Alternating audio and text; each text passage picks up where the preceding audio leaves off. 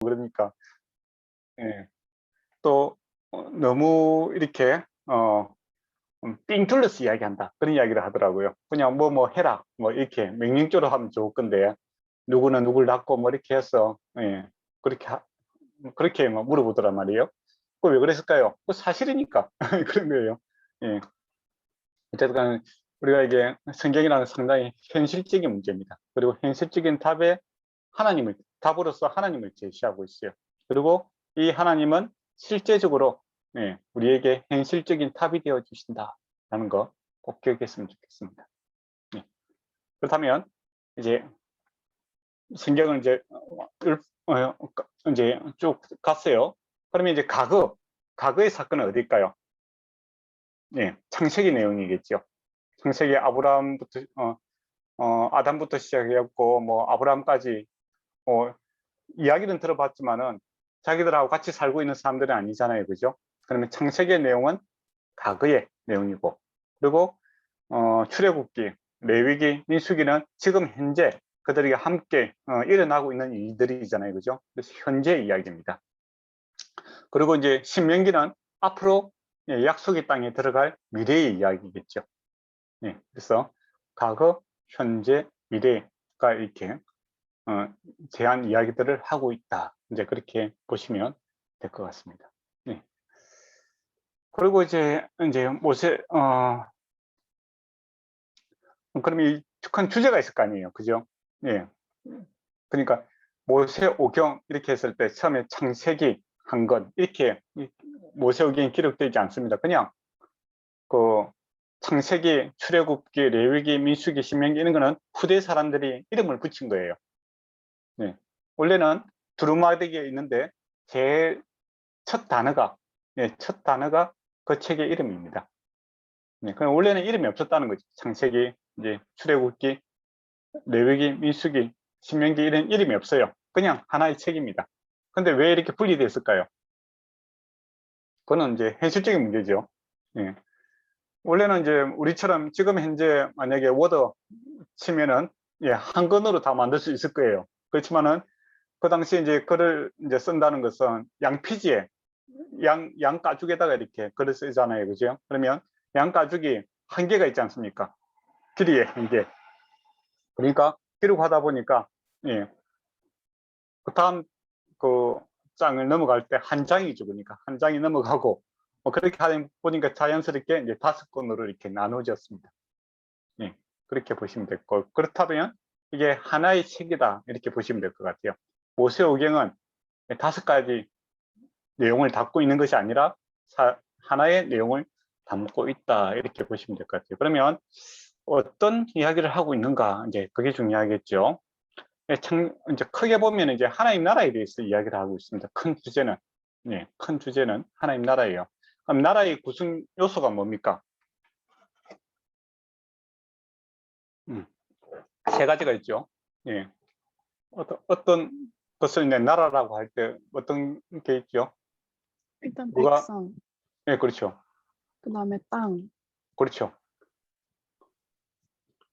권력. 그렇죠. 주권, 그죠? 주권이 누구에게 있냐에 따라서 이제 나라 스타일이 달라지죠, 그죠?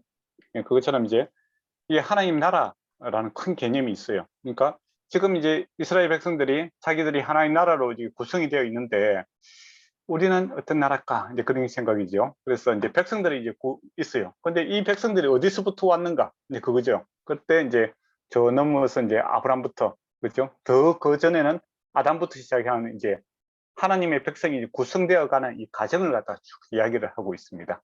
그리고 땅이 있어야 되잖아요, 그죠? 약속의 땅, 가나안 땅에 들어간다라고 했잖아요. 그래서 우리가 나라가 완성하기 위해서는 그 약속의 땅에 들어가야 되겠다. 그거죠. 그럼 주권은 어디에 있습니까? 하나님 나라의 주권은 하나님께 있는 거죠. 민주주의는 국민한테 그 주권이 있는 거고, 그 왕정 국가는 왕에게 있는 거고, 그죠? 근데 하나님 나라의 주권은 하나님께 있습니다. 그래서 창세기 1장 1절에 하나님께서 천지를 창조하십니다. 이게 정말 중요해요. 다 하나님 거다 이거죠. 의문을 제시할 수 있잖아요. 죄송합니다. 하나님 무엇인데? 안 믿는 사람 입장에서 불만을 가지고 그렇게 하나님이 무엇인데 당신 마음대로 하려고 합니까? 뭐 내 마음대로 하면 안 됩니까? 하니까 하나님께서 처음부터 다 내 거야. 예, 그렇게 왕대심을 주인대심을 선포하고 있는 겁니다. 예, 예. 나중에 창세기 볼 때 이제 이야기할 거예요. 그 주권은 하나님께 있다라는 겁니다. 그래서 우리가 이제 하나님 백성으로 살아가는 거죠. 그래서 창세기에 이제 보면 이제 그 출발점을 이야기하고 있습니다. 창세기가 이제 창조에 대한 이야기는 앞에 조금밖에 없어요. 맞잖아요, 그죠? 예.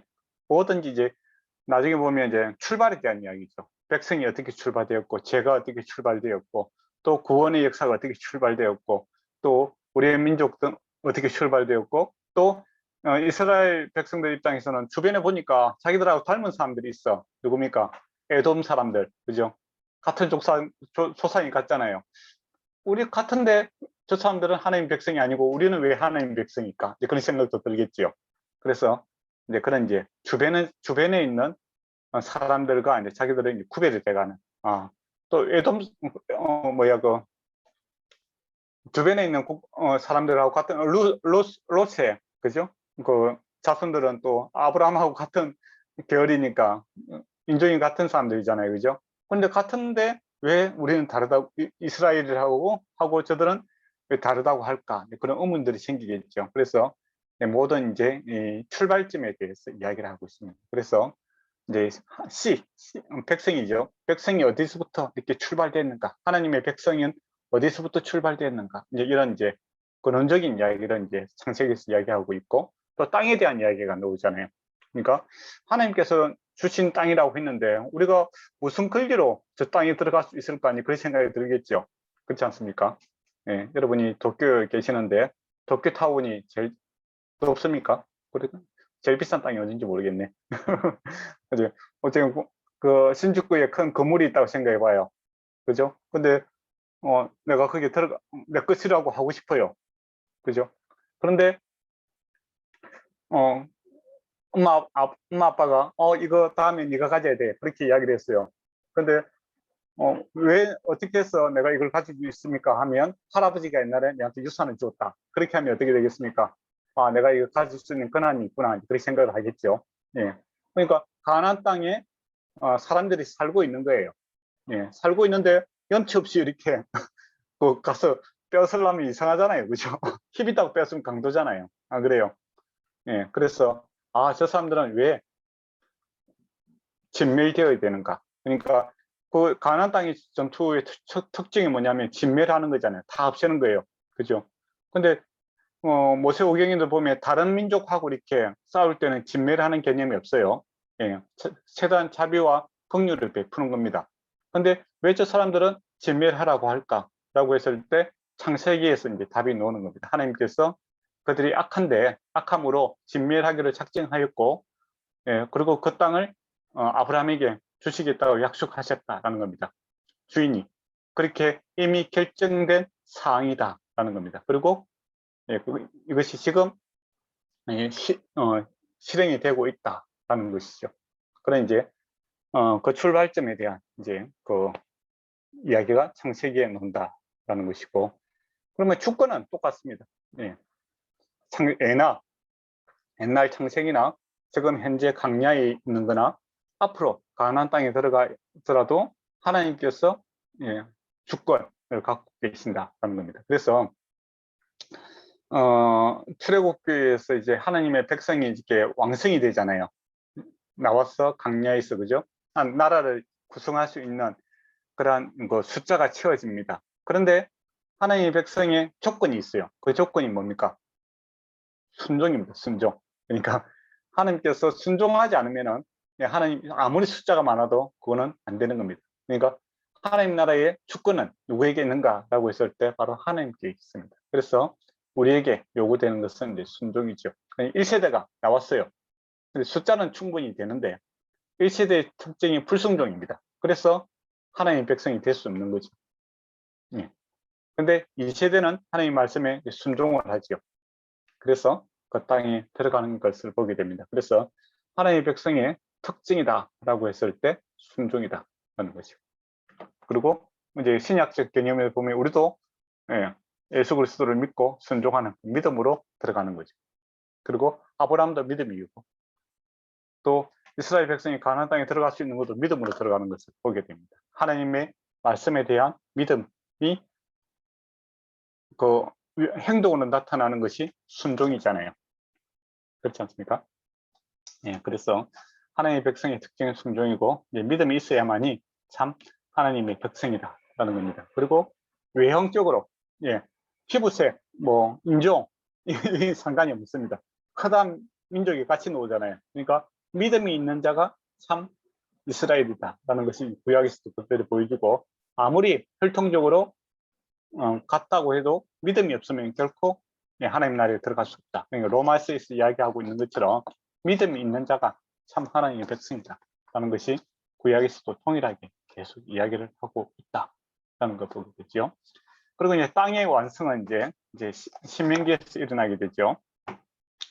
그 아브라함이 그 땅을 사지 않습니까? 그죠?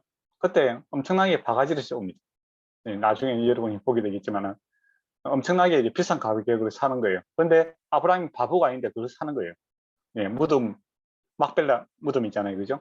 밭을 사는데 그게 아브라함에게 이제 이삭이 첫 씨앗인 것처럼 그 땅이 이제 첫 씨앗이 되는 거예요. 믿음으로 파종을 하는 그런 모습을 보게 됩니다. 그리고 지금 이제 그 땅을 이제 차지하기 위해서 들어가는 그런 모습이 이제 완성이 그게 이루어지는 거죠.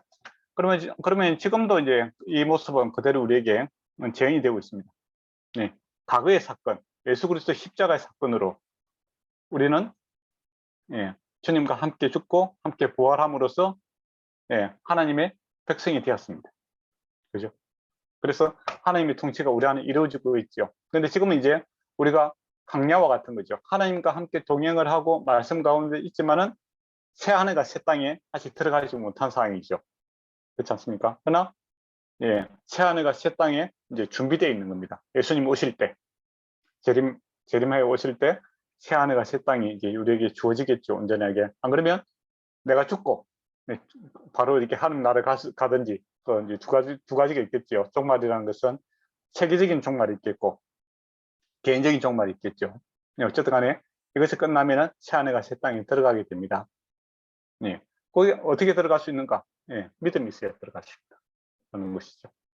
그래서 그래서 이제 모세 오경이 나타나고 있는 게 지금 현재 우리의 처해 있는 그런 모습과 이제 같다 이렇게 보시면 될 것 같습니다. 그리고 자 그러면 이제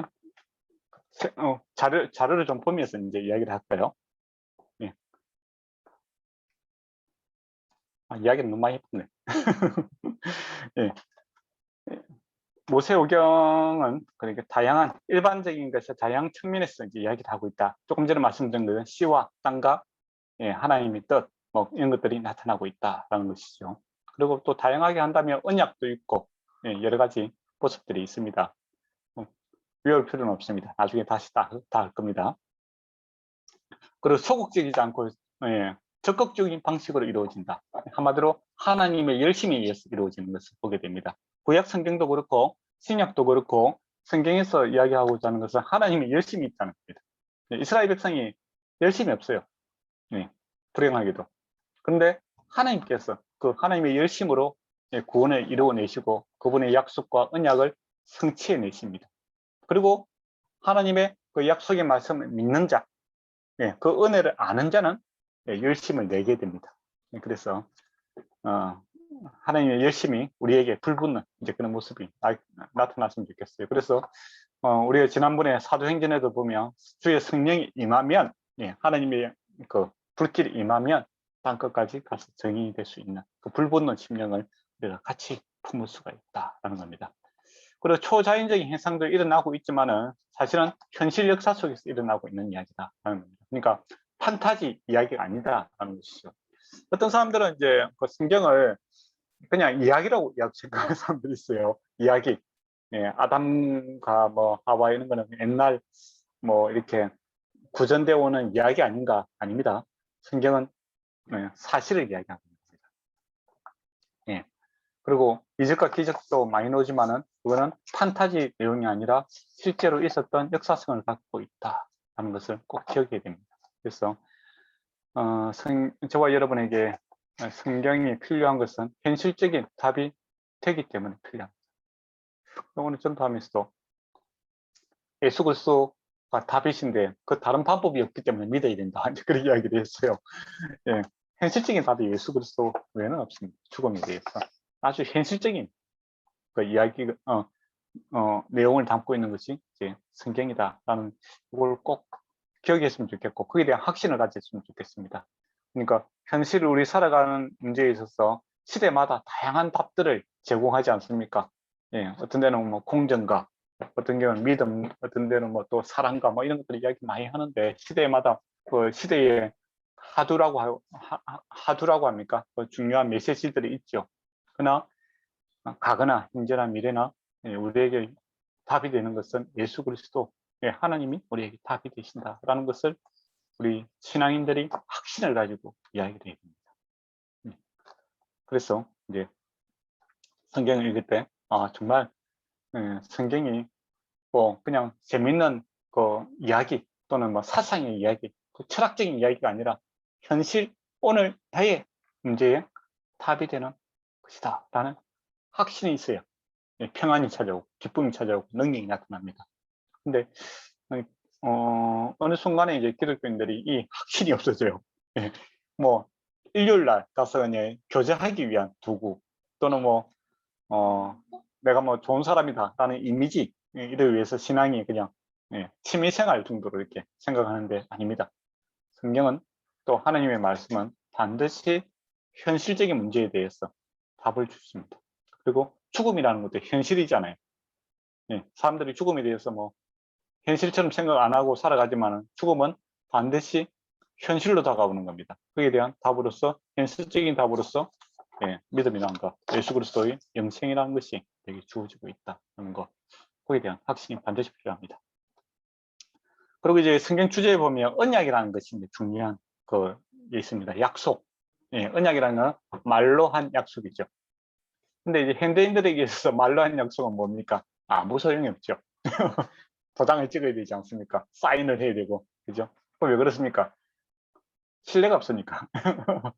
믿지 못하니까 그 공인을 세우고 뭐 그렇게 하잖아요. 그죠? 말은 못 믿는다 이거죠.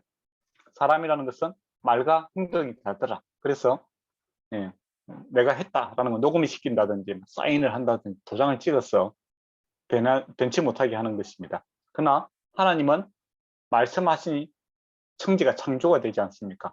말과 행동이 일치가 되는 것을 보게 됩니다. 그래서 하나님의 언약, 말로 한 언약은 100% 가치가 있다. 그런 거죠. 그래서 언약, 우리 사람들 간의 이렇게 언약이라는 건 가치 없는 이야기지만 하나님의 언약은 반드시 말씀대로 이루어지는 것을 보게 됩니다. 원래 그런 사이가 좋죠. 그죠? 내가 사람이 말한 거, 거기에 대한 신뢰를 100% 할 수 있는 거 얼마나 좋은 일입니까? 그래서 신약에도 보면 예수님께서 너희는 예, 아니요를 분명히 해라. 그거로서 우리가 뭐 예하면 저 사람이 예다, 아니하면 아니다 라는 이렇게 가치를 갖다가 분명히 나타낼 수 있는 말에 대한 신실성, 그게 이제 하나님의 성품을 닮아가는 거죠. 그래서 언약이라는 중요한 주제가 있는데 언약은 혼자 사는 거 아니지 않습니까? 약속은 둘이 있어야 되잖아요. 둘이 내지는 다수가 있어야 됩니다. 그래서 언약의 당사자는 하나님과 이스라엘이다라는 것이죠. 이스라엘 백성. 그리고 공적인 관계가 있죠. 이 언약을 함으로써 어떤 관계가 되는가?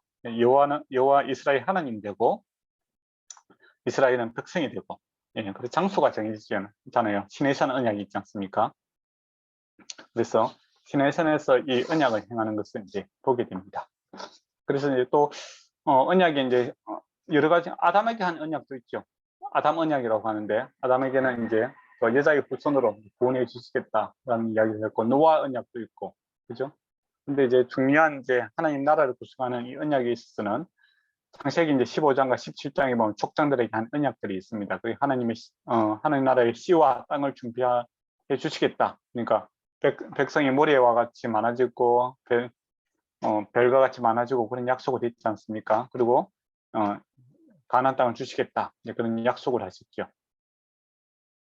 그리고 이제 그 약속대로 이제 출애굽기 이제 19장 24절에서 하나님의 백성이 이제 완성이 됩니다. 그리고 신명기 언약, 이제 모압 언약이라고 하는데, 모압에서 이제 모세가 돌아가시고 나서 이제 여호수아가 연결되어 있지 않습니까? 그래서 이 모압 언약은 여호수아가 이제 요단강을 건너가서 이제 세겜에서 이제 이루어진 언약이죠. 그래서 모압 언약, 세겜 언약이라 그렇게도 하는데, 그때 하나님의 땅이 완성이 되는 것을 보게 됩니다. 예. 예, 그리고 이제 오해, 서기, 이제 그런 부분이 있는데, 이거 저번에 한번 했던 내용이기도 합니다. 근데 왜 이제 같은 내용을 하느냐 하면 중요하기도 하고, 또 이 자료가 옛날에 아주 한 10년 전에 제가 중국에서 신학 처음에 강의할 때 항상 이 내용들을 이야기를 합니다. 그래서 저도 좀 기분이 좋네요. 옛날 생각도 나고. 그렇지만 중요해서 한 번 더 기억해 주시면 좋습니다. 네, 현대적인 관점에서 이제 그 뭡니까? 그 창세기를 보면 안 된다라는 겁니다. 대표적인 예로 이제 그거죠. 창조냐, 진화냐, 뭐 그런 이제 과학적인 입장에서 그 보면 안 된다라는 겁니다. 예, 그런 과학적인 입장은 이제 18세기 이후에 이제 이렇게 시각이죠. 예. 모세 때, 그러니까 모세가 이 이야기를 하고 있을 때 모세의 관점에서 먼저 이야기를 파악을 해야 되지, 성경책을 뭐 과학책처럼 그렇게 읽으면 안 된다라는 것이죠. 예. 예. 그래, 현대적 뭐 이슈에서 먼저 접근하고 그 시각으로 보는 게 아니라 먼저 그들의 시각에서 그 가치와 이념을 파악하고 그 다음에 우리에게 적용을 해야 되지, 우리의 시각을 가지고 그것을 해석하고 판단하려고 하면 안 된다는 것이죠. 그리고 저번에도 말씀드렸지만은 신은 시로, 예, 이해를 해야 되죠. 그죠? 당신의 눈은 아름다운 뭡니까? 아침 이슬과 같습니다. 라고 이렇게 이야기를 했어요. 그러면 이제 그거 갖다 과학적으로 이야기하면 어떻게 되겠습니까? 곤란하죠. 내 눈이 아침 이슬이면 오후 되면 이제 눈이 멀잖아요. 맞잖아요. 안 그렇습니까? 햇살로 오면 이제 적발돼서 없어지잖아요. 근데 그런 식으로 해석하면 바보죠. 그죠? 참 눈이 아름답고 이렇게 막다 이런 식으로 이제 시적인 표현들이잖아요. 그죠? 그러면 시는 시로 이야기를 해야 되고, 또 모세가 이야기하고 있는 꼭 모세 오인 스토리 이야기잖아요. 그죠? 이야기를 하고 있는데 이걸 갖다 과학적으로 이렇게 현미경을 보면서 이거는 뭐 안 맞는다 해서 그렇게 하면 곤란하다라는 겁니다. 그는 문학에 대한 이해도가 떨어진 사람이다라는 거죠. 근데 불행하게도 이렇게 접근하는 사람들이 많습니다. 네. 그래서 현대적인 시각에서 접근하지 마시고 그 당시 모세가 무엇을 이야기하고자 하는 그 의도를 먼저 파악하고 접근하는 것이 성경을 바로 이렇게 해석할 수 있는 방법이다라는 겁니다. 그게 이제 역사성이 있다라고 했죠, 저번에. 그리고 문법적으로 해석해야 된다. 그죠? 그리고 신학적인 해석도 필요하다라는 겁니다. 저번에도 말씀드렸지만 구약 성경을 우리가 랍비, 예, 유대인하고 기독교인하고 해석하는 방법이 다릅니다. 네. 유대인들은 어린 양이라고 할 때 눈에 보이는 양이겠죠. 양을 잡으면서, 그죠? 그러나 우리는 어린 양 할 때 어떻습니까? 예수 그리스도가 어린 양이죠. 그리고 그게 이제 단수로 저번에 써 있다고 말씀드렸잖아요. 그러니까 그 사람들은 이해가 안 되는 거죠. 6월절에 어린 양을 갖다가 한 마리만 잡는 게 아니잖아요. 엄청나게 많이 잡는데, 그럼 복수로 적어야 되잖아요. 근데 그걸 단수로 적어 놨는 거예요. 그러면 우리가 또 영어적인 생각을 하면, 대표 단수 아닙니까? 그렇게 이야기할 수 있겠죠. 아닙니다. 여기는 대표 단수가 없어요. 네. 그러면 이제 틀리든지, 안 그러면 다른 의도가 있든지 그거예요. 그렇잖아요. 그러면 예수를 믿게 되면 그럼 바로 해결됩니다. 바로 어린 양을, 예수 그리스도를 대표하고 있구나. 이제 그런 거 있죠. 그러니까 그래서 이제 우리가 성경을 해석하는 방법은 그 신약적인 관점에서도 구약을 이렇게 바라봐야 된다는 겁니다. 예수 그리스도 중심으로 우리가 바라봐야 된다는 것을 말씀드리고 있습니다. 그래서 이제 이걸 갖다 한마디로 하면 이제 유기적 영감설이다라고 했죠. 기계적 영감설은 뭐라 했습니까? 받아쓰기를 했잖아요. 하나님께서 이렇게 하면 받아쓰기 하는 게 기계적인 거고, 근데 인격이라든지 사랑이라든지 이런 게 없어요. 그렇게 기록한 게 아니라 성경은 유기적, 살아있는 그런 방법으로 기록되어 있다라는 겁니다. 그러니까 모세를 통해서 모세가 처해 있는 환경과 모세의 그 문학적인 능력과 또 이스라엘 백성들의 상황과 또 이런 것들을 다 역사적, 문학적, 그다음 신학적인 그 배경을 가지고 이렇게 성경이 기록되어 있다라는 겁니다. 그러면 이것을 푸는 방법도 역으로, 그죠? 역사적인 배경과 문학적인 배경과 또 그 사항을 잘 이해를 해야 성경을 바로 해석할 수 있다라는 겁니다. 근데 이 부분에서 이제 사람들이 잘 이해를 못하는 부분이 많아요. 그러니까 우리가 뭐 경전 이렇게 하면은 보통은 이제 뭐 그 헌법 조항처럼 생각하시는 분들이 있어요. 뭐는 이렇게 하고 뭐 그쪽은 저렇게 하라, 규례로 생각하시는 분들이 많잖아요, 그죠? 성경 그렇게 되는 것이 아니라, 예, 이야기처럼 되어 있습니다. 그리고 사실 우리가 이제 그런 걸 통해서 충분히 이야기할 수 있는 그런 게 있죠. 그러면 제가 한번 물어보고 싶어요. 그 성경을 왜 모세가 굳이 이야기체로 이렇게 했을까? 왜 그렇게 했을까요?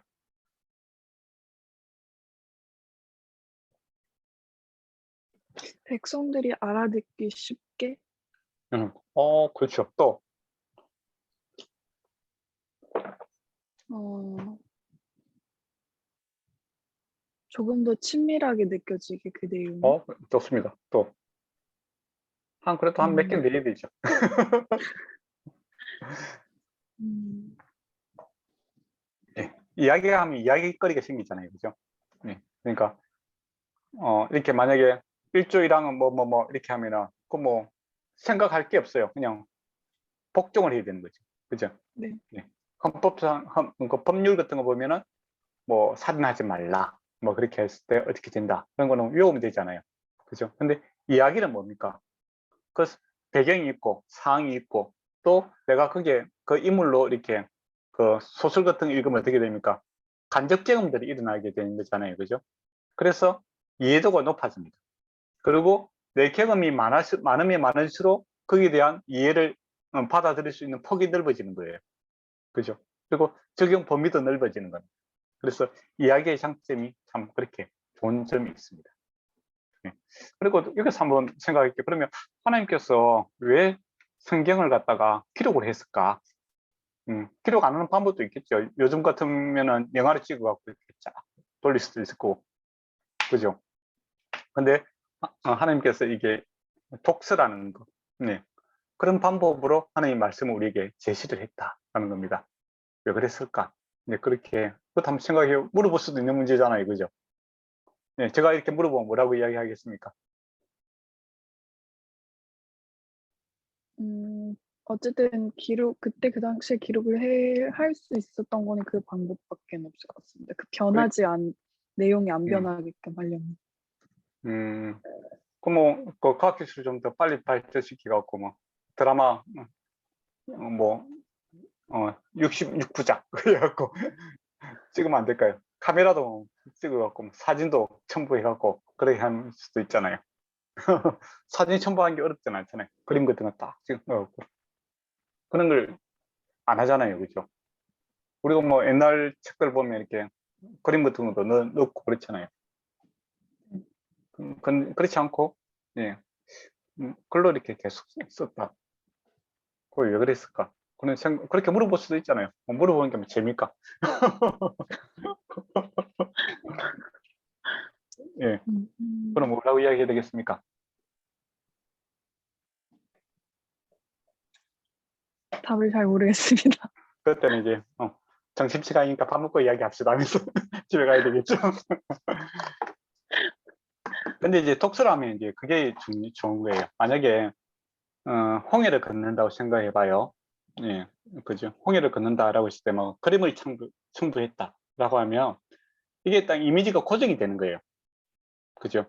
근데 글로 이렇게 홍해가 그려졌다 이렇게 했을 때는 그 바다에 대한 이해도에 따라서 다양한 이 바다가 생각나는 거죠. 만약에 심해까지 이렇게 봤던 사람, 또 스쿠버 다이빙을 해서 이 바다들을 봤던 사람이라면 이 물이 갈라졌을 때, 마른 땅을 지나갈 때 옆에 오징어도 보일 거고, 그 상상 속으로 그죠? 상어도 보일 거고, 여러 가지 이제 그때그때마다 이렇게 상상력이 그 달라지겠죠. 그죠? 그래서 이렇게 이 폭이 넓어지는 겁니다. 그리고 이게 하나님의 불이 임했다라고 했을 때, 예, 불에 대한 이해도가 높아질수록 이제 거기에 대한 상상력과 이렇게 이런 것들이 많이 이 폭이 넓어지겠죠, 그죠? 근데 이게 만약 그림으로 했다 그러면 이 사고 생각하는 개념이 딱 거기서 끝나버립니다. 그래서 우리가 책을 읽으면은 한 20년 정도 지내도 그 내용이 대충 알아요. 근데 영화 같은 거 보게 되면은 저번에 봤는데 또 텔레비에서 해주면 또 새롭잖아요, 그죠? 그게 이제 그 차이인 거죠. 그래서 성경은 책으로 기록되어 있으므로 어떻게 보면 하나님께서 성경을 읽음으로써 우리의 경험과 우리의 상상력 이런 것들을 갖다가 많이 극대화시키는 그런 효과가 있다. 그렇게 될 것 같아요. 그리고 이제 모세의 사진이라든지 그림이라든지 그죠? 그런 거 실사로 이렇게 쫙 그려주면 얼마나 좋겠어요. 예수님 얼굴 이렇게 하나 넣어주고 그러면 이게 그 예수님의 그 임자하신 목자와 같은 이미지, 아버지와 같은 이미지 할 때 그게 이제 생각의 틀이 딱 고정이 되어 버리는 겁니다. 더 이상 확장이 안 돼요.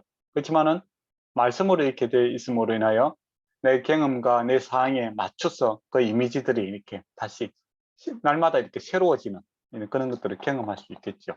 그래서 하나님께서 사진 첨부하지 않고 저는 말씀으로 이렇게만 기록했다고 생각합니다.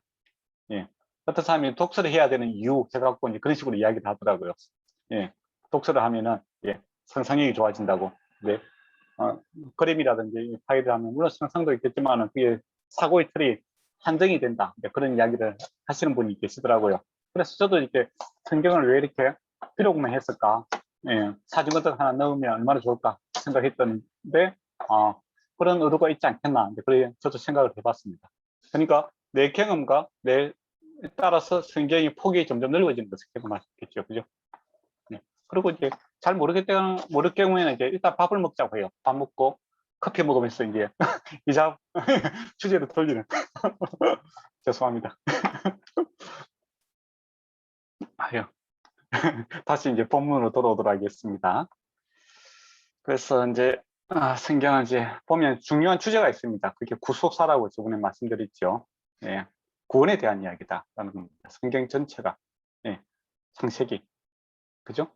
예, 하나님께서 아름답게 참 좋았더라 라고 했는데 지금 왜 안 좋아요? 이제 그렇게 물어봤을 때 제가 들어와서 안 좋다라는 겁니다. 그러면 이대로 끝입니까? 아니다라는 것이죠.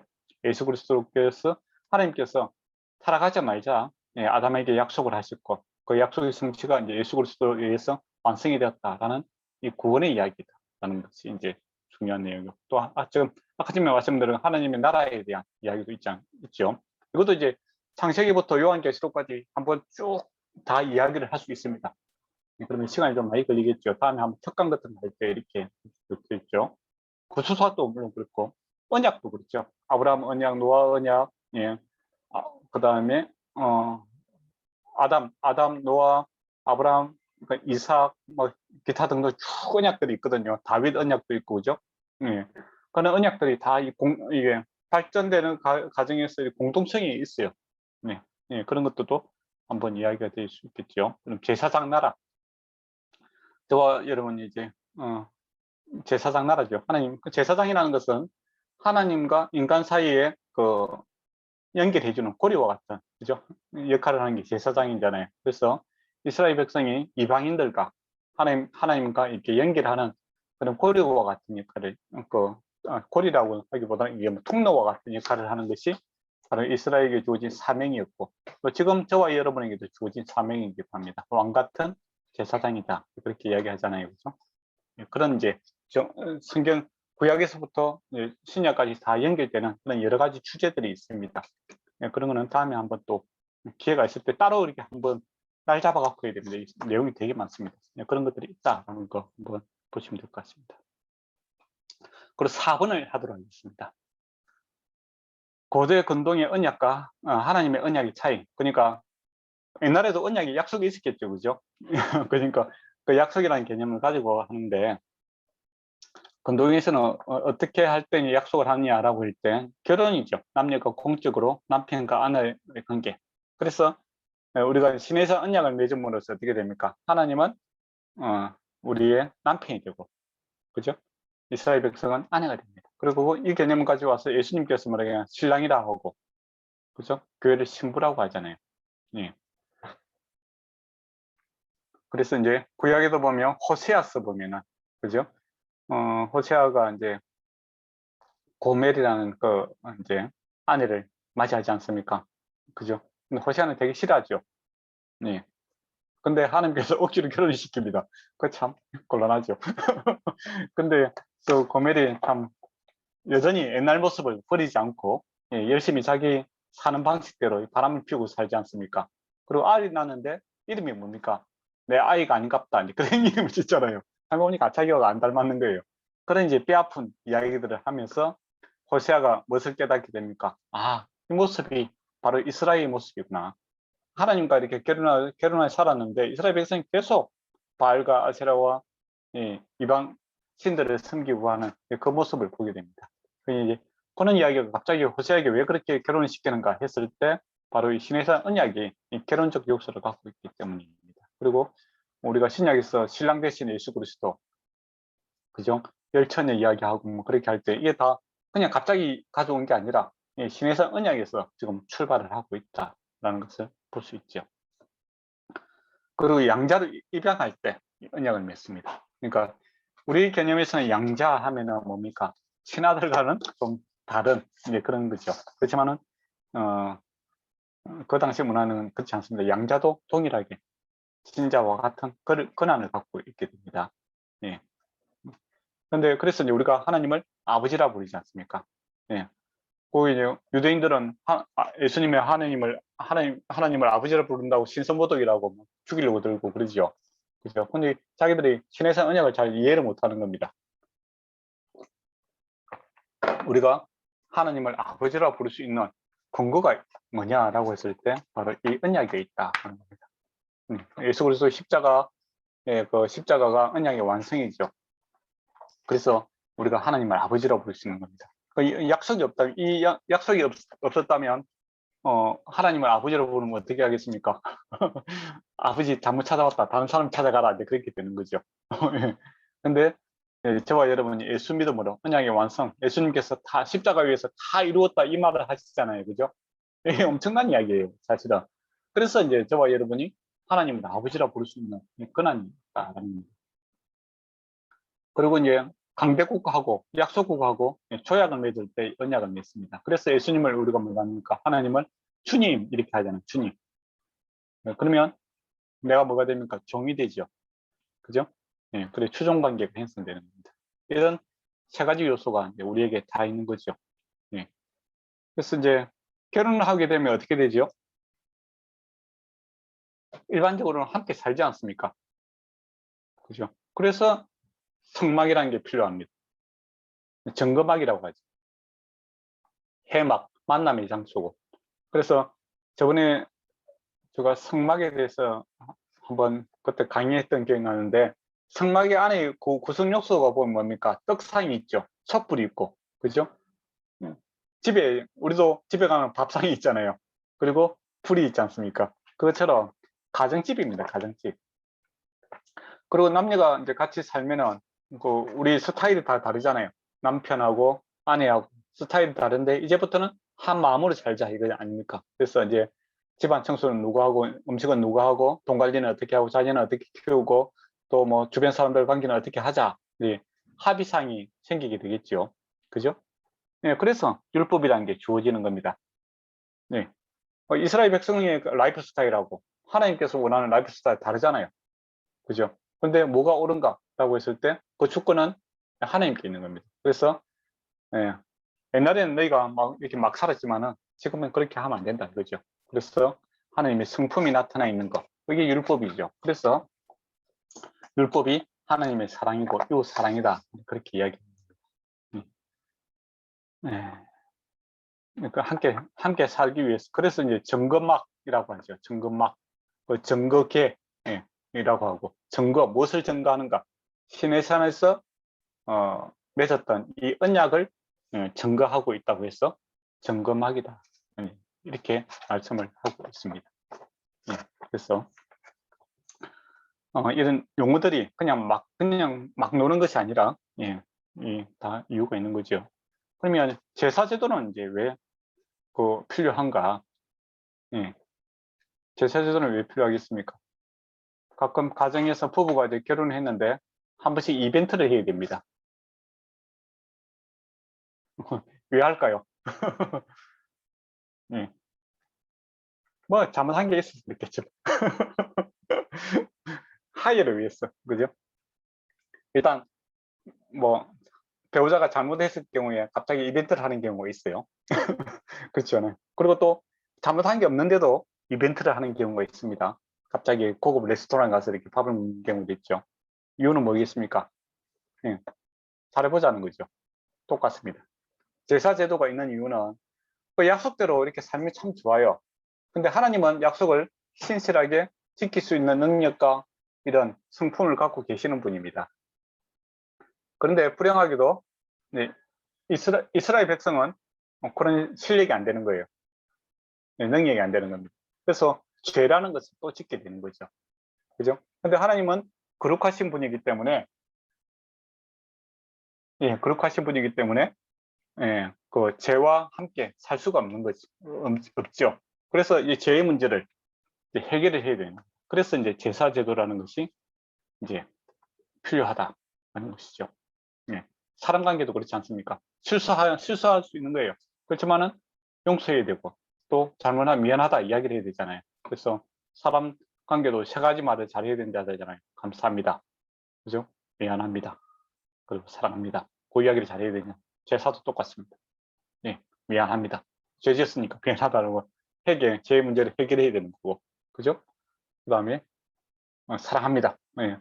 헌신하겠습니다. 그런 고백이 이제 제사에 나타나는 거죠. 그 다음에 또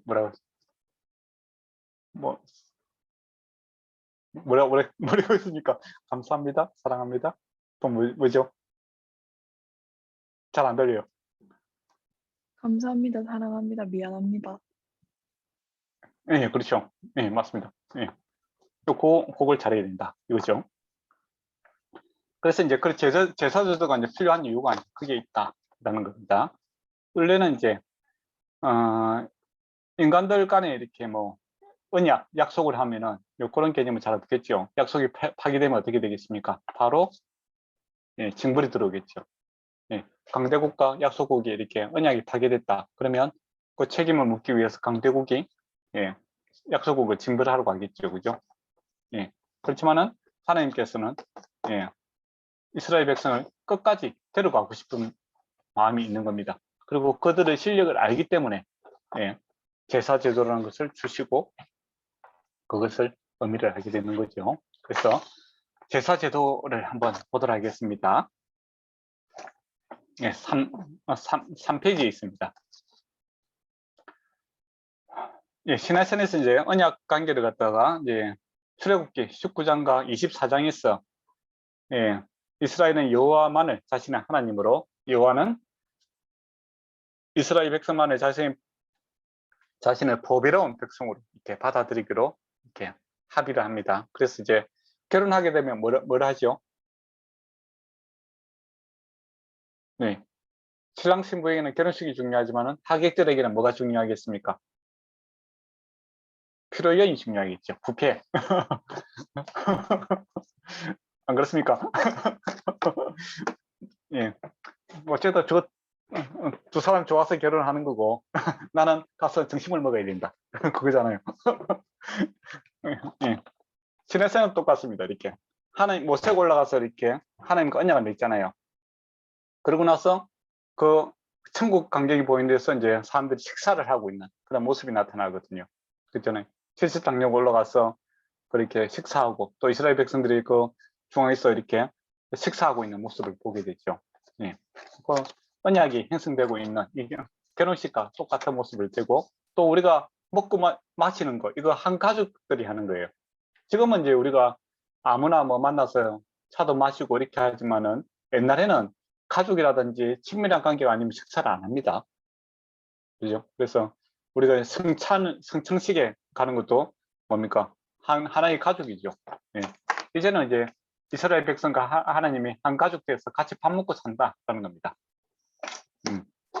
같이 매일 밥을 먹는 사이가 되었다. 이제 그렇게 되는 거죠.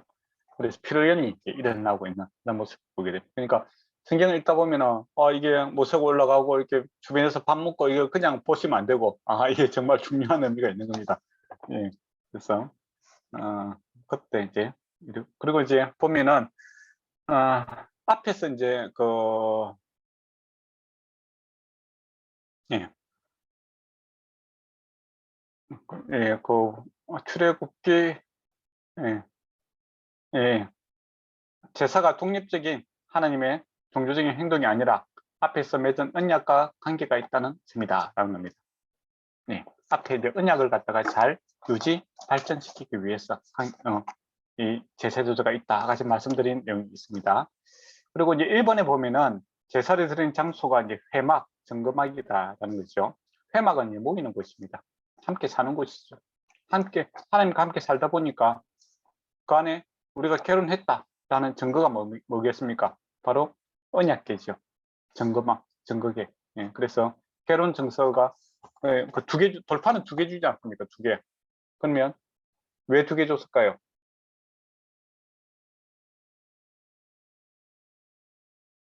계약서는 2개 쓰잖아요. 그죠? 그러니까 돌판에 한 계명에는 뭐 1계명부터 4계명이 있고 그 다음에는 5계명에서 10계명이 있는 게 아니고 똑같은 내용을 갖다 2개를 준 겁니다. 예. 원래 계약서 2개 있잖아요. 갑과 을, 그죠? 부동산 계약을 쓰더라도 갑하고 을하고 똑같은 계약서를 2개 주잖아요. 그죠? 그래서 이제 뭐 돌판이 2개 있는 거예요. 계약서니까. 하나님도 하나 갖고 계셔야 되고 이스라엘 백성도 하나 있어야 되고. 예. 그래서 우리가 이제 성경이 중요한 게 이 하나님 주신 약속의 이게 말씀이라는 그거잖아요. 그죠? 계약서잖아요. 예, 그래서 기도할 때도 말씀에 근거해서 우리가 기도해야 됩니다. 약속에 근거하고 기도하는 거죠. 그 구약에 보면은 그 이스라엘 백성들이 이렇게 잡혀가고 그렇게 하잖아요. 그죠? 바벨론 잡혀가고 그때 선지자들이 약속에 말씀에 근거해서 신명기 언약에 근거해서 이렇게 기도하는 것을 보게 돼요.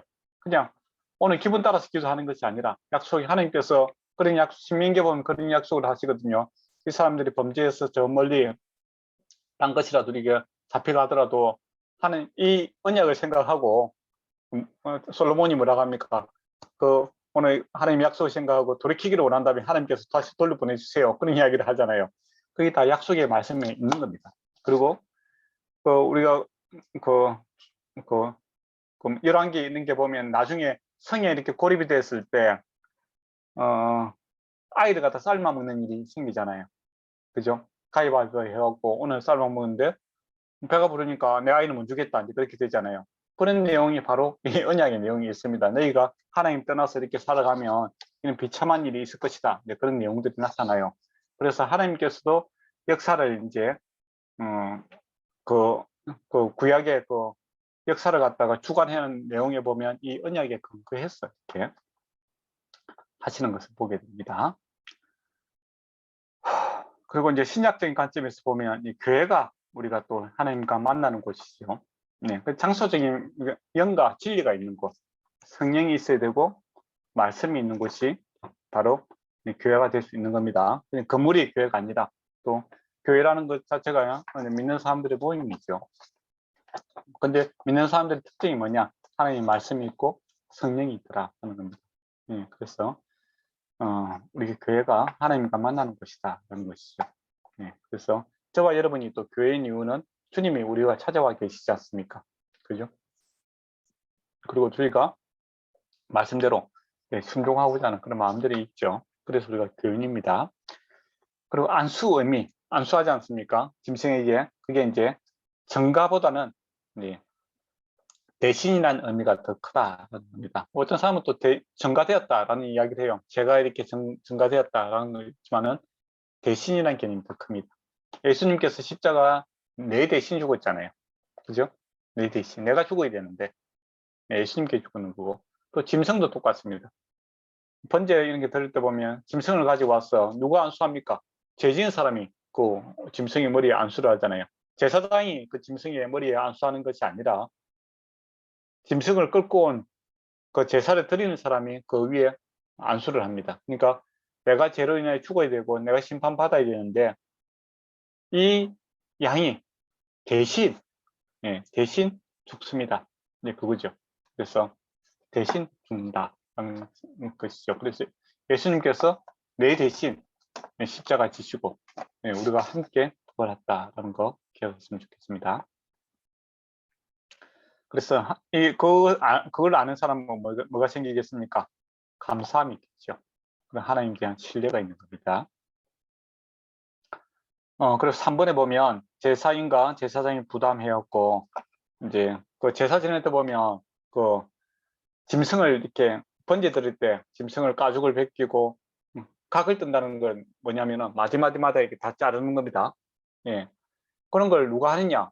제사장이 하는 게 아니라 제사를 드리러 온 사람이 하는 거예요. 그러면서 이제 멀쩡한 양을 잡겠죠. 그죠? 그러면서 이제 가죽을 벗기면서 참 내가 쟤 때문에 내 가죽이 내가 부끄러움을 내가 당해야 되고 내 가죽이 벗기지는 이 고통을 당해야 되고 내 뼈 마디마디가 이렇게 잘리 나가는 이 고통을 당해야 되는 거 자기가 이렇게 자르면서 내 대신 이 양이 죽는구나 그렇게 생각하면서 회개하는 마음으로 이 양을 같이 잡겠죠. 그죠? 그러고 나서 이제 그 제사장이 그것을 가지다가 번제를 드린단 말이야. 온전히 다 태워버립니다. 그래서 아예 없어져 버리는 거죠. 완전히 태워버리니까 없어지잖아요. 그죠? 예. 그래서 이제 내가 지은 모든 죄가 다 소멸되었다. 그리고 하나님께서 나에게 받으셨다. 이제 연기가 이제 올라가잖아요. 그죠? 하나님께서 그래서 받으셨다라는 것을 이제 받아들이는 겁니다. 그것처럼 예수님께서 이제 채찍을 맞으시잖아요. 그죠? 어린 양이 이렇게 가죽을 벗기지는 것이죠. 네, 사실은 우리가 정말 이렇게 당해야 될 그 손과 발이 이렇게. 근데 양도 보면 뼈를 부러뜨리지 않잖아요. 그래서 예수 그리스도의 뼈가 안 부러지는 겁니다. 그런 것들이 다 나타나는 것을 보게 되죠. 그리고 구약의 제사도 상당히 적극적이죠. 그러고 보면 이제 오늘 현대 우리가 하나님 앞에 예배 드릴 때 예배 드리는 사람들이 너무 소극적인 건 사실이죠. 그죠? 시간 맞춰서 땡 오고 좀 늦게 오고 뭐 그런 사람들도 많은데 사실은 빨리 오셔서 최소한 한 10분이나 뭐 그 10분 이전에 오셔서 정말 양을 잡는 심령으로 내 삶을 돌아보고 회개하고 그죠?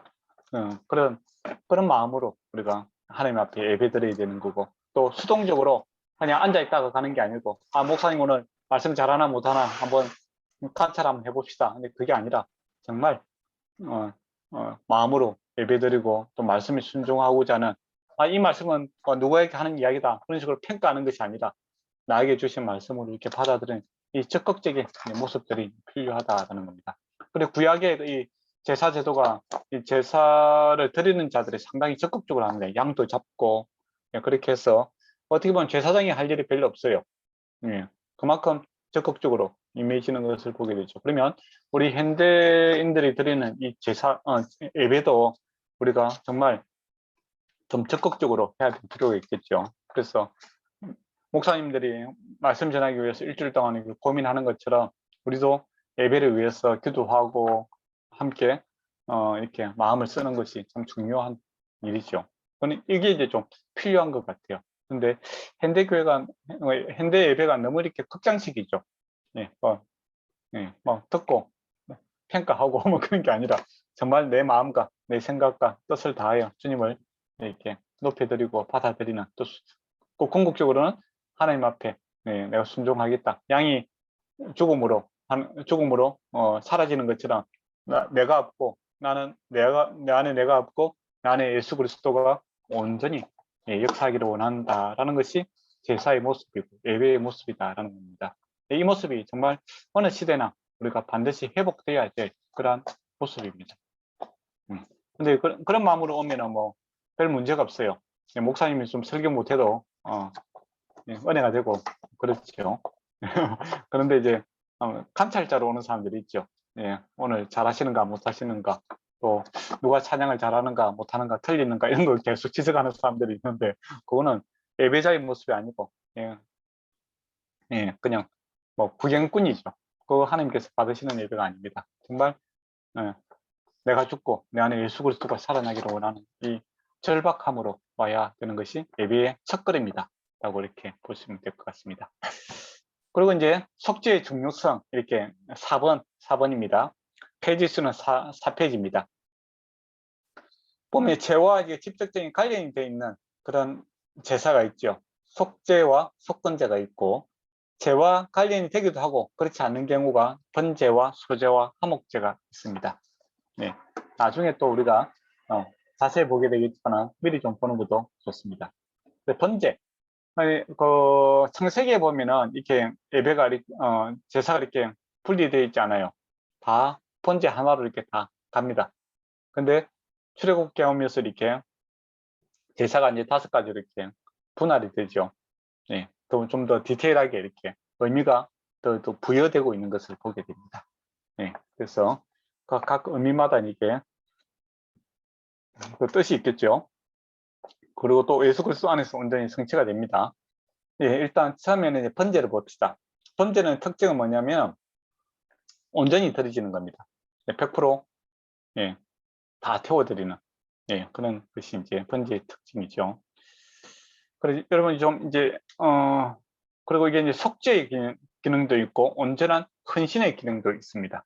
그러니까 100% 중요한 것은 100%다 드리고 100%다 제가 용서받고 또 100% 내가 온전히 하나님께 헌신하겠다. 온전히 드려지는 것이 번제의 특징이다. 이렇게 보시면 되겠죠. 그래서 신학적 의미를 이제 본다면은 하나님의 독생자, 죄 때문에 하나님의 진노의 불길에서 지옥의 불길에서 고통당하는 신도들을 대신해서 주님께서 대신 태움을 받고 온전히 돌아가시는 지옥의 형벌을 받는 그런 모습이 십자가에서 나타나지 않습니까? 그죠?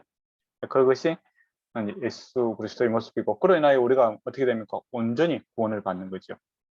번제 들을 때 만약에 다리를 하나 뺐다 그러면 어떻게 되겠습니까? 부활했는데 다리가 하나 없겠죠. 그럼 곤란하지 않겠습니까? 그죠?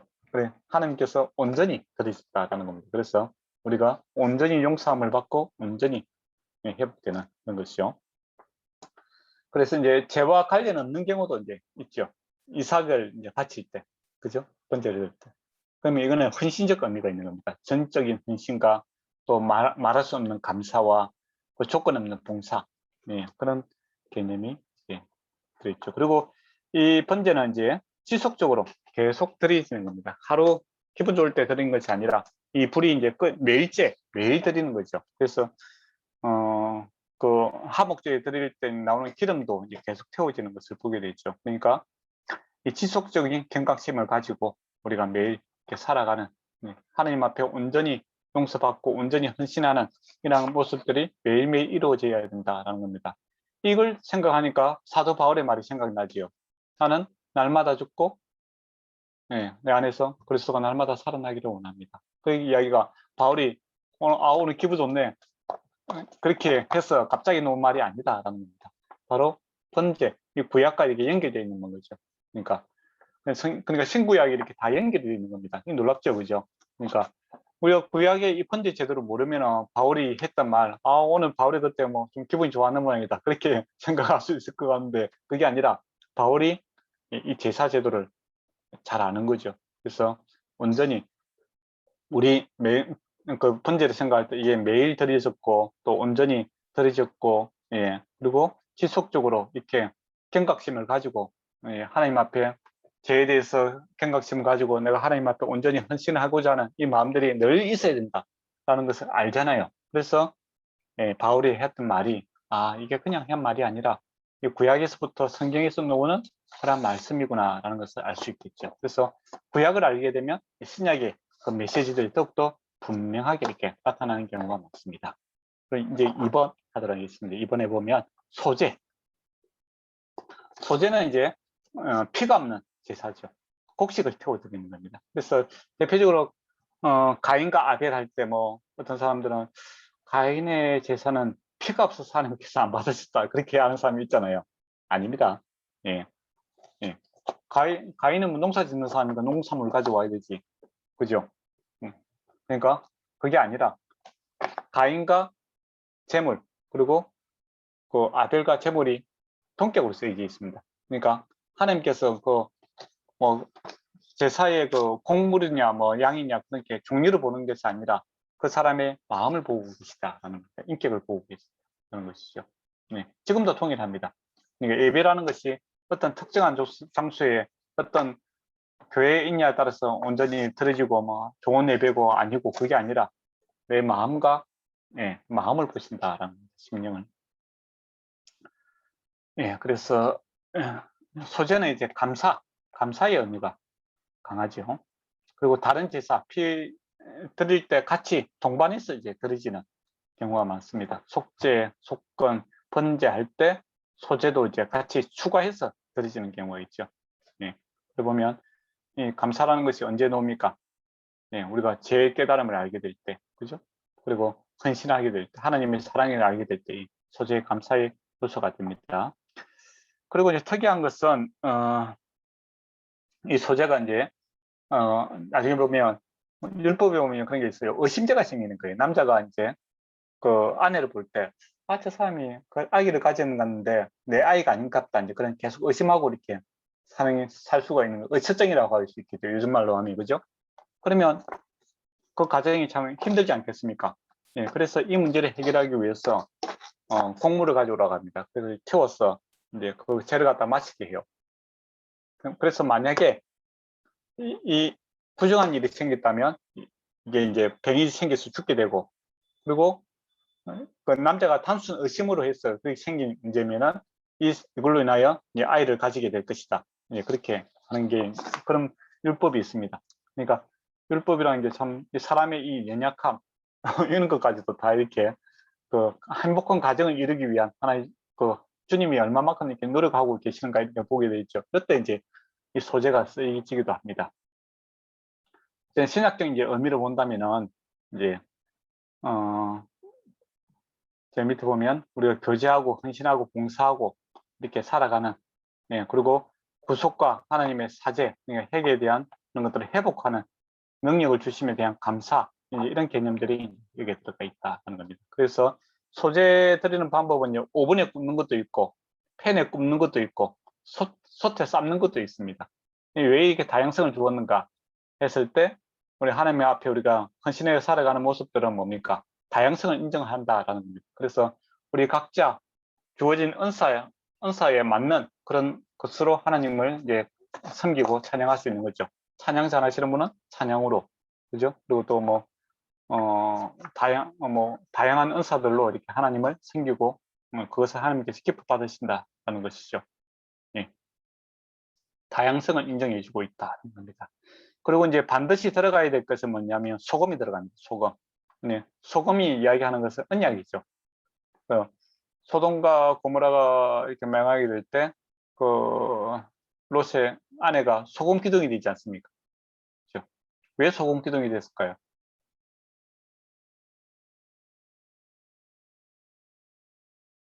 항상 왜라는 거 생각이 드는데 소금이라는 게 언약이라는 기능이 있습니다. 하나님 말씀을 안 믿었다 이거죠. 이 성이 망하게 될 것이고 한번 결코 돌아보지 말아라 하는 게 약속이잖아요. 그죠? 그래서 그 약속을 어겼습니다. 그래서 약속을 어긴 자는 이와 같이 죽는다라는 거죠. 그런 의미에서 소금 언약이죠. 그래서 소금은 이제 소금의 특징이 변하지 않는 거죠. 그죠? 그리고 또 맛을 내는 거기도 하고 그렇지만은 그 변치 않고 하나님 말씀대로 하나님 말씀 결코 변하지 않는다라는 것을 생각하는 것이죠. 그리고 또 맛을 내는 거 아닙니까? 하나님 말씀대로 이렇게 살면은 이러이러한 복을 받고 그런 내용들도 있죠. 그것처럼 우리가 빛과 소금이다라고 할 때도 이제 그런 변치 않고 또 하나님 안의 즐거움을 우리가 전달해야 되는 그런 요소들이 있습니다. 그리고 절대 들어갔으면 안 되는 것도 있죠. 누룩과 꿀이죠. 이거는 부패시키는 요인이 될 수가 있기 때문입니다. 그래서 누룩을 제거하고 뭐 그런 거 있죠. 위선 요소. 그러니까 하나님 앞에 갈 때는 정직하게 가야 됩니다. 정직하게 있는 모습 그대로. 그게 이제 제일 편하잖아요. 그래서 사람 관계도 그렇고 정직하면 참 좋을 것 같아요. 그게 이제 우리가 또 봉사하고 헌신할 때도 있는 모습 그대로 해야 되겠죠, 그죠? 그 없는 은사를 갖다가 계속 있는 것처럼 이야기해도 안 되는 거고, 은사가 있는데 없는 것처럼 또 숨기고 살았어도 안 되는 거고, 또 예, 내가 할 수 있는 만큼 하고 감사하고 받아들이면 되는 거지. 뭐 못하는 부분은 계속 뭐 요구하면 스트레스 받잖아요. 그죠? 네, 그런 있는 모습 그대로 네, 주님 앞에 나가는 게 이게 중요합니다. 그리고 해도 되고 안 되는 것도 있죠. 그 다음에 기름과 유황은 있을 수도 있고 없을 수도 있는 겁니다. 그래서 자원하는 마음과 순전한 기쁨, 즐거움으로 우리가 하나님 앞에 드리는 때 사용되어야 된다는 겁니다. 그리고 하목제가 있습니다. 하목제는 이제 복수로 쓰여지고 있다라고 되어 있죠. 하목은 혼자서 하목하지 않잖아요. 하예할 때 혼자서 하예하면 웃기잖아요.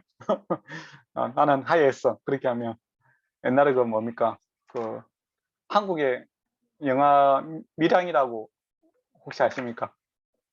예, 저는 안 봤지만은 그 자기 아들을 죽인 죄인이 그 죄수가 있어요. 근데 그 여배우가 이름이 갑자기 생각이 안 나는데 있습니다. 여배우가 이제 그 사람을 용서하기 위해서 갔는 거예요. 근데 이 죄수가 자기는 이미 용서받았다고 이야기하는 거예요. 예. 그러니까 이제 여배우가 아니 내가 용서해 주지 않은데 자기가 왜 용서받았다고 하냐 하면서 하나님을 이제 저주하고 이제 그런 모습이 나타나요. 예. 예. 하예라는 것은 두 사람이 해야 되는 거잖아요. 근데 일방적인 게 아니잖아요. 그죠? 그래서 이제 기독교를 잘 이해를 못 하는 거예요. 그래서 이제 그때 사람들이 기독교가 너무 일방적이지 않느냐. 다른 사람에게 잘못해놓고 자기가 하나님 앞에 가갖고 나는 잘못했습니다 하면 끝이 돼요. 무책임한 그런 걸로 이야기를 많이 했잖아요. 아니다라는 겁니다. 화목제물을 보면 어떻습니까? 화목제물은 하나님과 화해하고 나서 특징이 뭐냐면은 이웃들과 반드시 나누게 되어 있습니다. 예. 그래서 이제 화목제물을 드리는 뭡니까? 제물도 속죄제나 속건제나 번제는 온전히 드리는 거고, 속죄제는 제사장이 드리는 게 많아요. 근데 이 화목제는 조금만 태우고 나머지는 나눠 먹어야 돼요. 그리고 시간이 있습니다. 그날 다 먹어야 돼요. 그러면 양을 한 마리 잡았는데 그날 혼자서 내가 다 먹을 수 있겠어요? 물론 이제 혼자서 다 드시는 분도 있겠죠. 예. 아주 이렇게 등치가 좋으신 분들. 근데 현실적으로는 불가능하잖아요. 그죠? 그리고 양 한 마리 잡으면 보통 30명이 먹습니다. 그죠? 그러면 보통 이제 우리가 우리 가족 단위라든지 친구 단위도 모이면 한 30명 되잖아요. 그죠? 네. 그렇게 이제 주변 사람들과 이렇게 화목해지는, 하나님과 화목하고 이웃과 화목하는 그런 개념이 반드시 들어가 있다라는 것이죠. 그래서 이제 그 영화에서 말하는 것처럼 내가 하나님 앞에 회개했으니까 사람에 대한 책임은 나는 없어요. 그거는 기독교를 잘못 알고 있는 겁니다. 그런 의미에서 나중에 속건제라는 것도 있는데 죄값을 치르는 이제 그런 개념이지. 조금 이따 놓을 건데 조금 이따 이야기하겠습니다. 어쨌든 간에 화목이라는 것은 하나님과 화평하다는 것은 이웃에 대한 공동체에 대한 책임도 함께 있고, 또 공동체도 그 사람이 하나님과 화평하게 지내는 것에 대해서 함께 기뻐하고 함께 나눠야 되는 의무와 책임이 있다는 겁니다. 예. 그래서 이제 죄와 관련이 없을 경우가 있죠. 화목제도 관련이 있는 경우도 있고 없는 경우가 있는데, 없을 때는 이제 감사제. 감사는 이제 어떤 사건입니까? 과거의 사건에 대해서 감사하는 거잖아요. 그죠? 예. 그리고 자원제. 내가 지금 현재 내가 하나님 앞에 이렇게 이렇게 헌신하게 살고 있는 그런 모습들이죠. 자원하는, 그죠? 서원제는 뭡니까? 앞으로 내가 잘하겠다 이거잖아요. 그렇잖아요. 그래서 과거, 현재, 미래, 이에 대해서 우리가 하나님과 화평한 가운데서 살아가는 감사의 모습들이 나타날 수가 있다라는 겁니다. 그래서 이것도 우리 신학교로 우리가 하면 하나님의 구원과 평화와 안식을 누리는 일에 대해서 우리가 감사할 수 있고, 지나온 날들에 대해서 감사하게 되고, 또 지금 현재 내가 하나님 앞에 섬기고 있는 것들에 대해서도 감사함으로 또 이렇게 자원하는 심령으로, 불붙는 심령으로 이렇게 살아가는 것도 중요하고, 또 소원하는 것, 앞으로도 내가 더욱더 하나님과 좋은 관계 때문에 살고 싶어요. 이제 그런 미래적 요소가 있습니다. 이 주기도문에도 다 나타나 있잖아요. 그죠? 과거에 지은 죄를 용서하시고, 그죠? 그 다음에 현재 일용할 양식에 대해서, 그리고 앞으로 재해에 빠지지 않고 시험에 빠지지 않고 살게 해달라고, 과거, 현재, 미래가 다 있죠. 처음에도 제가 말씀드린 과거의 창세기의 과거, 출애굽기, 민수기, 까지, 레위기, 민수기는 현재, 또 신명기는 미래. 이 시간은 그냥 온전히 하나님 앞에 드려지는 요소들이 그대로 나타나 있습니다. 그리고 하목제의 중요한 특징은 공동시사다. 이제 그 내용을 여러분이 한번 읽어보시면 좋을 것 같아요. 그래서 조금만 태우고 함께 식사하는 그런 모습들이 나타나고 있다는 겁니다. 그래서 교회에서 이제 같이 식사하는 것이 중요합니다. 그 예배는 식사까지 다 같이 해야 됩니다. 그래서 식사라는 거는 단순히 배고픔을 해결하는 문제가 아니라 우리가 그리스도 안에서 한 가족이다, 밥상 공동체다라는 거, 식구다라는 거. 뭘 같이 먹습니까? 예수 그리스도의 살과 피를 우리가 함께 먹는, 예수 그리스도 때문에 먹고 마시고 또 그를 위해서 살아가는 하나의 식구다라는 밥상 공동체라고 하는 그런 말이 있더라고요. 그래서 물론 이제 모여갖고 예수님을 잡아먹지는 않겠죠, 우리가. 그죠? 국수도 먹고 밥도 먹고 스파게티도 먹고 그렇게 하잖아요. 피자도 먹고. 그렇지만은 뭡니까? 예수님의 은혜로 내가 삽니다. 또 이걸 먹고 내가 예수님을 위해서 살겠습니다. 이게 이제 예수를 먹고 마시고 이렇게 사는 것이다 보시면 됩니다. 그래서 교회에서 예배 마치고 막 땡하고 사라지는 사람들이 있는데, 그거는 반쪽만 지금 예배를 드리고 가고 있다, 이렇게 보시면 됩니다. 중요한 건 같이 식사도 해야 됩니다. 같이 말했지만 시내산에서 그 모세와 하나님이 언약을 맺잖아요. 그리고 백성들은 그 밑에서 식사를 하고 있는 겁니다. 그렇죠? 그게 이제 그 결혼식의 그 하이라이트는 뭐 식사죠, 식사. 네.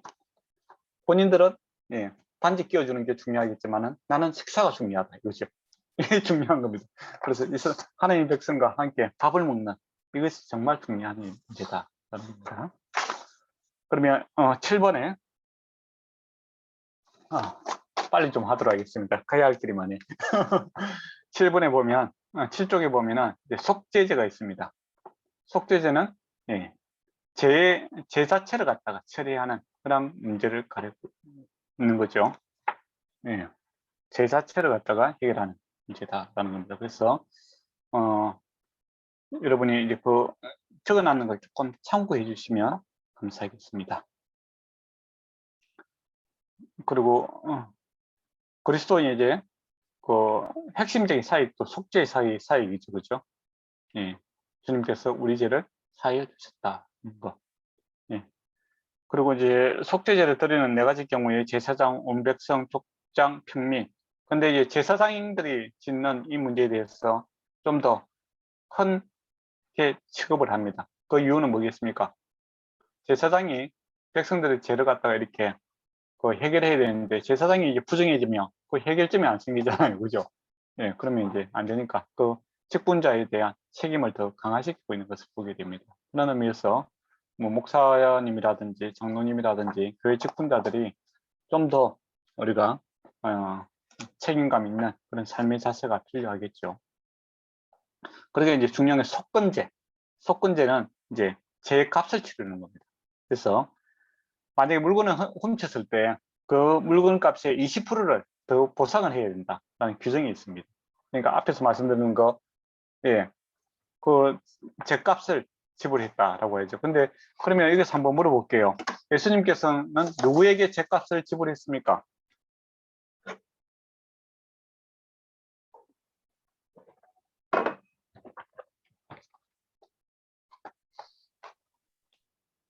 누구를 위해서 맞죠? 누구를 위해서? 우리를 위해서 했겠죠. 누구에게 제 값을 지불했겠냐 이거죠. 돈을 누구한테 줬냐 이거죠. 하나님께.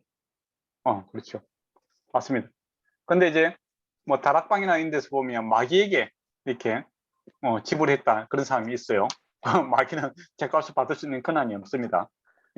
어떤 그런 게 아니고 제 값은 하나님의 공의에 대해서 하나님 앞에 드리는 거죠. 그래서 하나님 앞에 제 값을 지불했는 겁니다. 그리고 이제 그럼 그 삭개오입니까? 그 뽕나무에서 이렇게 내려왔어.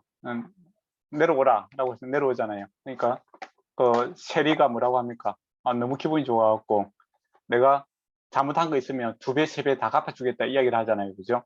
그게 이제 요 개념이 들어가 있는 겁니다. 그러니까 죄를 속건이라는 개념이 있는 거죠. 속건은 원래 내가 잘못한 거에 20% 이렇게 더 20% 더 플러스해서 갚아줘야 되는 책임이 있는데 사교가 너무 이제 자기가 재사함 받고 회복된 것이 너무나 기뻐서 원래는 20%밖에 안 해도 되는데 나는 2배, 3배 다 해주겠다. 그 이야기를 하죠. 그만큼 그가 재사함이 받은 이 자유함이 얼마나 컸던가 이렇게 보게 되는 거고, 또 우리가 이제 주님 앞에 이 제사함을 안다면 어떻게 합니까?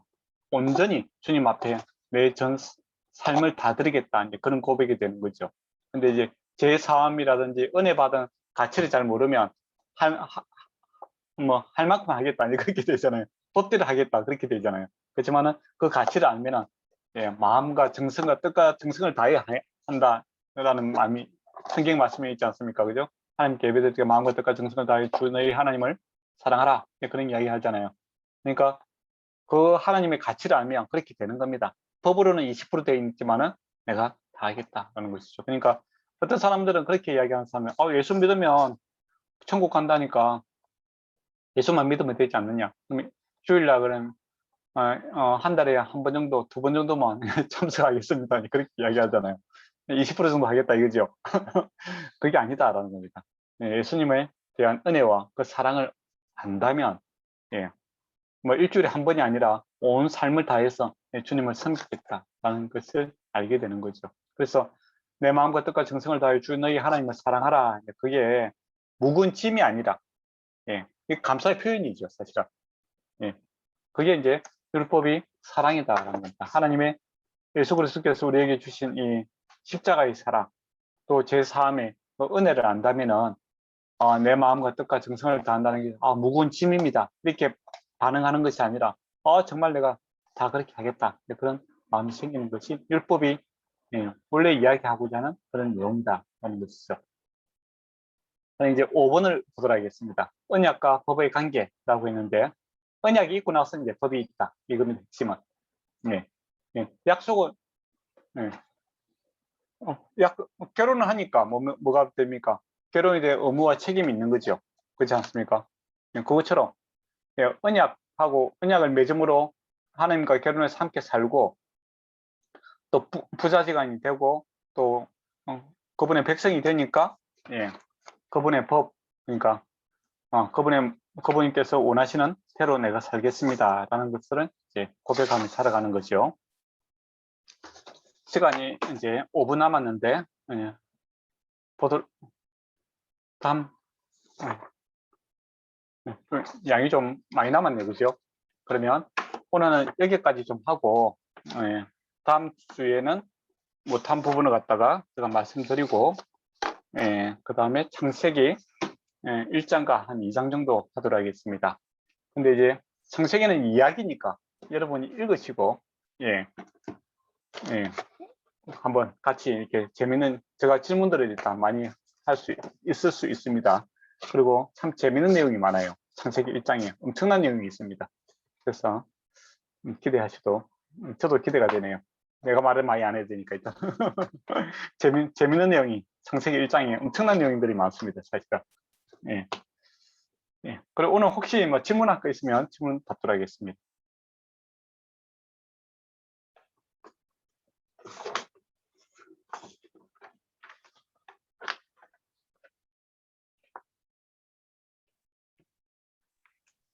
조금 정리가 필요할 것 같습니다. 약간 그렇죠, 질문하면. 그렇죠.